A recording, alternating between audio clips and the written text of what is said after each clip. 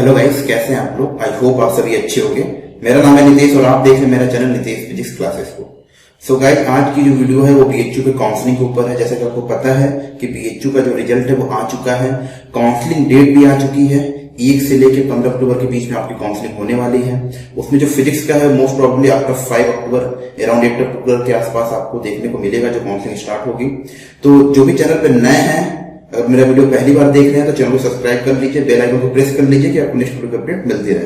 तो चलिए स्टार्ट करते हैं। और मैं आपको इस वीडियो में ये भी बताऊंगा कि नॉर्मल काउंसलिंग के बाद जो पेड सीट के लिए काउंसलिंग होती है उसका क्या प्रोसीजर है, किस पेड सीट जो है वो नॉर्मल सीट से कैसे डिफरेंट, ये सारी बातें इस वीडियो में डिस्कस की जाएंगी। तो सबसे पहले हम आते हैं कि नॉर्मल जो काउंसलिंग होगी मेन कैंपस के लिए वो क्या है। एक चीज और याद रखी रहिए कि ये जो मेंस फिजिक्स है या जियो फिजिक्स है, जो भी आप काउंसलिंग कराने जाओगे, ये केवल और केवल मेन कैंपस में है। ठीक है, तो उसके लिए आपको काउंसलिंग लेटर अभी जल्दी भेज दिया जाएगा।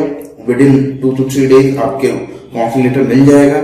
उसमें सारी बातें लिखी होंगी, एक बार उसको पढ़ लीजिएगा कि किस किस तरह के डॉक्यूमेंट्स आपको जरूरत है। डॉक्यूमेंट्स के लिए मैं बता दूं, ऑलरेडी मैंने वीडियो में बता दिया है कि आपको 10th का, 12th का, बीएससी फाइनल ईयर का, अगर कैटेगरी है आपका तो वो भी सीसी, टीसी एंड माइग्रेशन, ये सारे डॉक्यूमेंट्स के लिए आपको जरूरत पड़ती है। जिसको स्कैन करके भी रखे रहिए, आप अगर जिराफ भी करा के रखे रहिए, कभी कुछ हो सकता है। और आप एक फोटो, पासपोर्ट साइज फोटो भी रखे रहिए रेडी, क्योंकि ये सारी चीजें अगर ऑनलाइन काउंसलिंग होगी तो ये सारी चीजें आपके लिए जरूरत पड़ेंगी। ओके, नॉर्मल क्या होता है कि अगर मैं बात करूं कि ओवरऑल 96 सीट हैं बीएचयू में से फिजिक्स में, तो सबसे पहले काउंसलिंग जो होती है वो जनरल से स्टार्ट होती है। जनरल की सीटों पे काउंसलिंग की जाएंगी। जब जनरल की सीटें, अब ये देखिए जनरल में अगर अराउंड 50% सीटें हैं, फॉर एग्जांपल अगर हम 96 का करें तो 48 के आसपास सीटें मिलेंगी आपको। तो उसमें क्या होगा कि जो काउंसलिंग स्टार्ट होगी, तो ऐसा तो नहीं है कि टॉप 1 से 48 रैंक तक वाले सारे के सारे ले लेंगे। बहुत सारे स्टूडेंट ऐसे हैं जो कहीं और एडमिशन ले चुके हैं, चाहे बीएचयू के हों, चाहे मेरे ग्रुप से हों या आउटसाइडर हों। बहुत सारे स्टूडेंट ऐसे हैं जो जैम के थ्रू किसी न किसी आईआईटी में, एनआईटी में कहीं भी एडमिशन ले लिए हैं। तो वो हो सकता है कि वो उस काउंसलिंग में पार्टिसिपेट ना करें।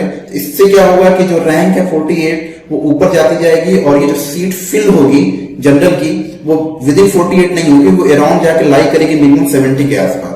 अगर 70 के आसपास ऑल इंडिया रैंक है तो चांसेस हाई है आपका कि नॉर्मल जो काउंसलिंग होगी उसी में सेलेक्ट होने का।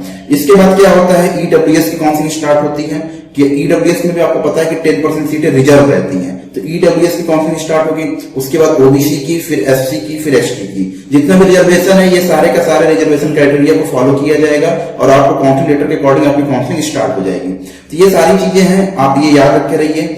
जब ये नॉर्मल काउंसलिंग कंप्लीट हो जाती है, नॉर्मल काउंसलिंग के लिए भी हमें लगता है कि 2 से 3 दिन लग जाते हैं, क्योंकि कैटेगरी वाइज काउंसलिंग स्टार्ट करते हैं बीएचयू वाले। तो और एक बात और याद रखिए कि बहुत सारे स्टूडेंट मुझे ये पूछ रहे हैं कि सर इतनी रैंक होगा या नहीं होगा। देखिए, एक्सपेक्टेड है, जो मैं पहले ही बता चुका हूं कि नॉर्मल काउंसलिंग आपका नहीं होता है। अगर आपकी रैंक अच्छी है तो आप वेट करिए पेड सीट के काउंसलिंग के लिए भी। पेड सीट क्या होता है वो भी मैं बता रहा हूं। जब नॉर्मल काउंसलिंग कंप्लीट हो जाती है तो हर डिपार्टमेंट के लिए कुछ सीटें पेड सीट के नाम से जानी जाती है, कुछ सीटें रिजर्व हो जाती है, लाइक 5% या 10% सीटें। तो पेड सीट और नॉर्मल सीट में क्या डिफरेंस है ये आप पहले समझो।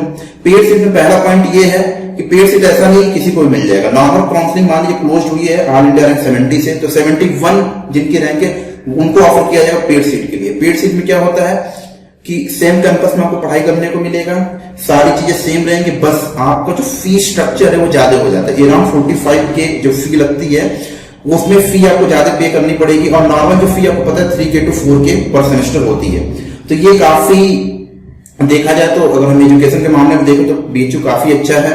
काफी कम फीस में आपको एमएससी अपना पास आउट कर सकते हैं, जो भी आप कोर्स लिए उसमें पास आउट कर सकते हो। तो वहां से स्टार्ट होगी 71 से, अगर 70 पे क्लोज होता है 71 वाले को ऑफर किया जाएगा। अगर वो रिजेक्ट करते हैं तो ये क्या करते हैं, बल्क में ईमेल करते हैं। जैसे मान लीजिए अगर 5 सीट या 10 सीट है तो ये अराउंड 20 या 25 को ईमेल करेंगे।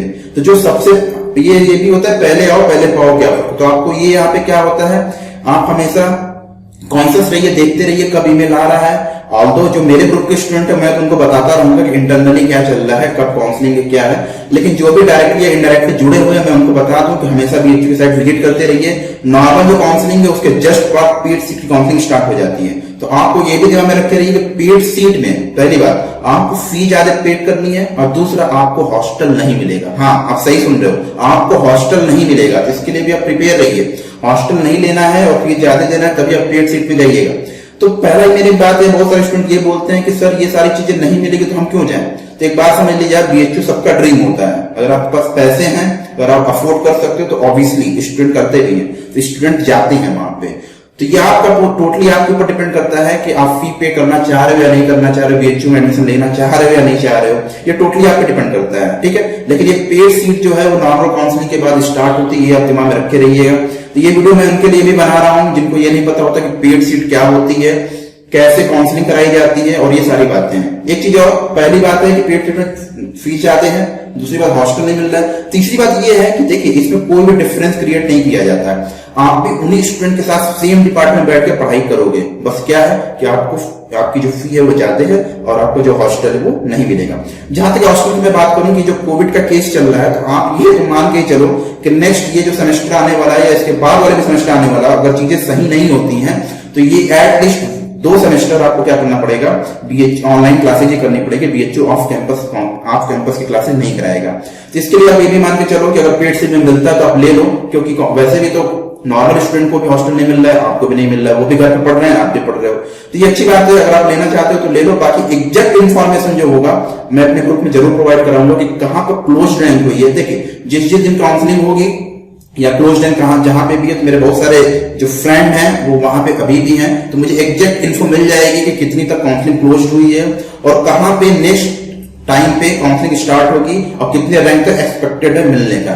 तो जो भी स्टूडेंट जिन्हें लगता है कि इन्फो चाहिए तो सर्च करें @नितेश फिजिक्स, वहां पे ज्वाइन हो जाए टेलीग्राम पे, या मैं पिन जो कमेंट है उसमें अपने लिंक दे दूंगा, तो वहां से भी आप ज्वाइन हो सकते हैं। तो आपको एग्जैक्ट इन्फो मिलती रहेगी, ठीक है। तो मेरा मानना ये है कि अगर आप अफोर्ड कर सकते हो पेड सीट के लिए तो आपको जरूर काउंसलिंग करानी चाहिए, क्योंकि बीएचयू, जेएनयू, डीयू ये सारे के सारे क्या है, सेंट्रल यूनिवर्सिटी है, टॉप सेंट्रल यूनिवर्सिटी है, उसमें बीएचयू का भी काफी नाम है।